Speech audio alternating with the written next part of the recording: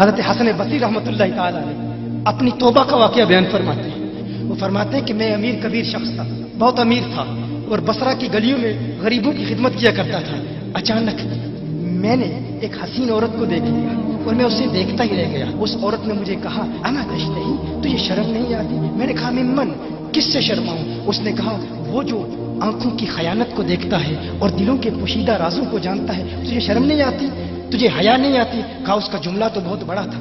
حسن بصری اپنی توبہ کا واقعہ بیان فرما رہے ہیں. فرمایا اس کا جملہ تو بہت بڑا تھا، لیکن وہ اتنی حسین تھی، ایسی خوبصورت تھی، میں پھر بھی مسلسل اسے دیکھتا رہا اور دیکھتا ہی رہ گیا. اور پھر آخر اس نے کہا کیوں بار بار مجھے دیکھتا ہے؟ میں نے اس عورت کو کہا کہ تیری آنکھیں اتنی خوبصورت ہیں کہ تیری جھیل جیسی آنکھوں میں ڈوبنے کا جی چاہتا ہے. اس عورت نے کہا اچھا تو ایسی بات کرتا ہے، تو یہاں انتظار کر. وہ عورت اپنے گھر میں چلی جاتی ہے. تھوڑی دیر کے بعد کہا میں انتظار کر رہا تھا. تھوڑی دیر کے بعد اس کی خادمہ آتی ہے، اس کے ہاتھ میں ایک تشت ہے اور اس تشت کے اندر اس پر ایک کپڑا ہے. کہا میں نے کپڑا اٹھایا تو اس میں اس کی 2 آنکھیں تھیں.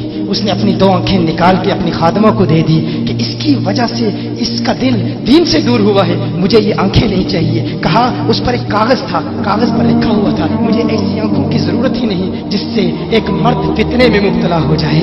میری بہنیں جو اس گفتگو کو سن رہی ہیں ان کی بارگاہ میں بھی عرض ہے، وہ بہنیں جو گھنٹوں آئینے کے سامنے کھڑی رہتی ہیں فقط اس نیت سے کہ اپنے بالوں کو یوں سنواریں کہ مردوں کو فتنوں میں مبتلا کریں، یا کسی دکان میں جا کر کپڑے خریدتے وقت ان کے ذہن میں فقط یہی خیال ہوتا ہے ایسے کپڑوں کا انتخاب کریں گی کہ جن سے مردوں کو فتنے میں مبتلا کریں گے. یہ بھی امت کی بیٹی ہے جس کی ایک ادا سے ایک شخص ولی کامل بن گیا، حسن بصری بن گیا. حسن بصری فرماتے ہیں جب اس کی آنکھیں دیکھی میں تحکم کھو بیٹھا، میں زارو قطار رو رہا تھا. روتے ہوئے میں گھر چلا گیا، پوری رات میں روتا رہا، پوری رات توبہ کرتا رہا، استغفار کرتا رہا. حسن بصری فرماتے ہیں فجر کی اذان سنی، اچانک خیال آیا اس عورت کا شکریہ تو ادا کروں کہ جس نے اپنی آنکھیں میرے لیے، میرے دین کے لیے، میرے ایمان کے لیے اور توبہ پر استقامت کی خاطر قربان کر دی. کہا میں اس کے گھر گیا، جو ہی اس کے گھر پہنچا تو ادھر اس کا جنازہ نکل رہا تھا، اس کی موت واقع ہو چکی تھی. کہا میں رات گھر آیا، میں رات سو گیا، میری آنکھ بند ہوئی، میں نے اس عورت کو خواب میں دیکھا. میں نے کہا کوئی نصیحت کر.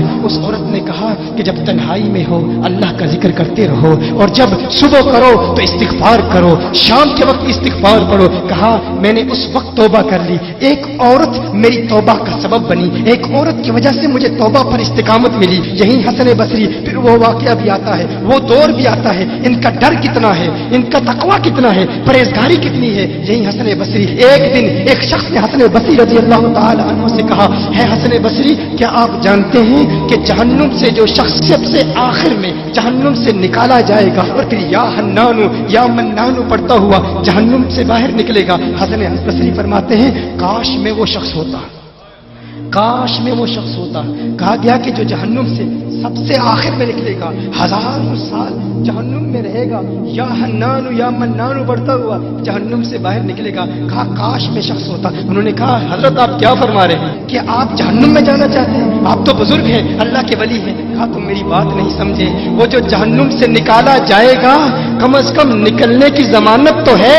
اس سے یہ تو پتا چل رہا ہے کہ ایمان پر موت واقع ہوگی. مجھے اپنے ایمان کی ضمانت نہیں ہے. میں نے اس لیے کہا کہ اگر مجھے یہ ضمانت بھی مل جائے کہ میں وہ ہوں تو وہ بھی مجھے قبول ہے، کم از کم ایمان تو سلامت لے کے جاؤں. میں کہتا ہوں اللہ فرماتا ہے خوف نہیں ہے، ڈر نہیں ہے. پھر فرماتا ہے یہ ڈرتے بھی ہیں، یہ ڈرتے بھی ہیں. لیکن ان کے ڈر اور ہمارے ڈر میں فرق کیا ہے؟